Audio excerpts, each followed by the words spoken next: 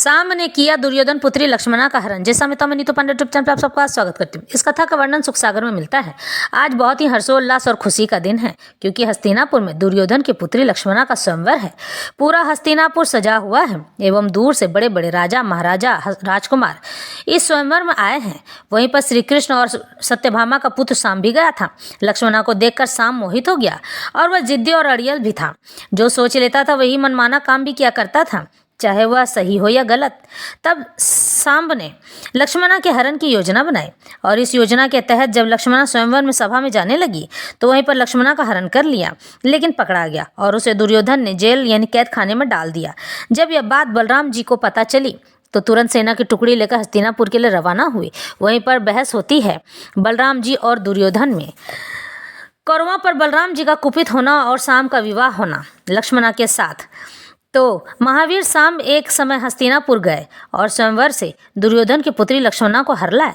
उनके इस कार्य से भी कौरव लोग अति अप्रसन्न हुए और उन्होंने भगवान श्री कृष्णचंद्र तथा बलराम जी के बल को न पहचान कर उनकी बंदी बना लिया, यानी सांब को बंदी बना लिया। जब यह समाचार द्वारकापुरी पहुंचा तब यदुवंशी अति क्रोधित हुए, यानी कि बलराम जी और कृष्ण जी। और बलराम जी की अध्यक्षता में एक विशाल सेना कौरवों का मान मर्दन करने के लिए हस्तिनापुर पहुंची।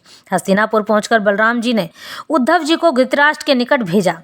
कहा, उद्धव जी ने कौरव सभा में पहुंचकर धृतराष्ट्र, भीष्म, द्रोणाचार्य, दुर्योधन आदि से यह निवेदन किया कि बलराम जी पधारे हैं। बलराम जी का आगमन सुनकर सभी कौरव लोग सिर झुकाकर भेंट की सामग्री ले उनकी आगवानी के लिए चल दिए। वे सभी बलराम जी के प्रभाव को भली भांति जानते थे।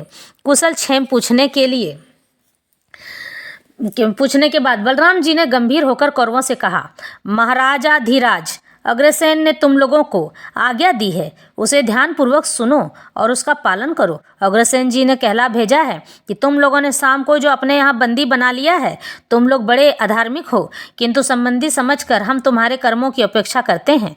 इसलिए अधिक झगड़ा न बढ़ाकर सांब को उसकी दुल्हन के साथ हमें दे दो, यानी कि अपनी पुत्री लक्ष्मणा के साथ हमें दे दो। यह बात दुर्योधन से कही जाती है। हे परीक्षित, बलराम जी की यह बात सुनकर सभी कुरुवंशी क्रोध के कारण आग बबूला हो गए। कौरववंशी बोले, बड़े आश्चर्य की बात है कि जो यादव लोग हमारे पैरों की जूती हुआ करते हैं वे आज हमारे सिर चढ़ना चाहते हैं। उन्होंने हमें अपनी लड़की देकर अपना संबंध कर लिया और हमारे साथ खाने पीने बैठने लगे। हमने उन्हें राज सिंहासन आदि प्रदान करके अपने समान बना लिया है। वे ही यदुवंशी ही नीचा दिखाना चाहते हैं। बस अब देख लिया, इन यदुवंशियों के पास राज सिंहासन आदि कुछ भी नहीं रहना चाहिए। हमारे दिए हुए राज चिन्हों को प्राप्त करके यह हमारे ही विरुद्ध हो रहे हैं। यह निर्लज्ज हमारे ऊपर ही आज्ञा चला रहे हैं। धिक्कार है ऐसी आज्ञा पर। सिंह के ग्रास को भेड़िया नहीं ले जा सकता है। भीष्म, पितामह, द्रोणाचार्य तथा अर्जुन आदि कौरवों को स्वयं देवराज इंद्र भी नहीं जीत सकता है, फिर इन यदुवंशियों की तो बात ही क्या है।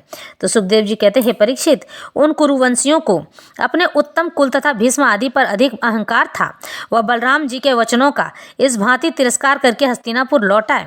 उन कौरवों की ऐसी घृष्टता देखकर उनका मुख क्रोध से तिलमिला उठा और वे जोर से हंसकर इस प्रकार बोले, इन दुष्टों को अपने उत्तम कुल, बल तथा धन का इतना अहंकार है, ये शांतिपूर्वक रहना नहीं चाहते हैं। अब इनको दंड देना ही चाहिए। अभी सारे यदुवंशी तथा हमारे भाई श्री कृष्ण क्रोधित होकर युद्ध को आ रहे थे, किंतु मैंने उन्हें रोक दिया। इन घमंडियों को कलह प्रिय है। उन्होंने मेरा अनादर करके न जाने कितनी गालियां दी हैं। ठीक है, यह कोई नई बात नहीं है। ऐश्वर्य का मद तो देवराज इंद्र को भी हो जाता है। वे कहते हैं कि अग्रसेन हमारे राजाधिराज नहीं हैं और वे श्री कृष्ण तो सुधर्मा सभा में विराजमान रहते हैं, राज चिन्ह धारण करने के अधिकारी नहीं हैं। ठीक बात है, तुम जो कुछ कहते हो ठीक है भाई। इतना कहकर बलराम जी ने अपनी हल्की नोक से उस हस्तिनापुर को उखाड़कर गंगा में डुबाने के लिए खींचने लगे। जब हस्तिनापुर हल से खींचने लगा तब वह जल में चलने लगी, नाव की भांति डगमगाने लगा।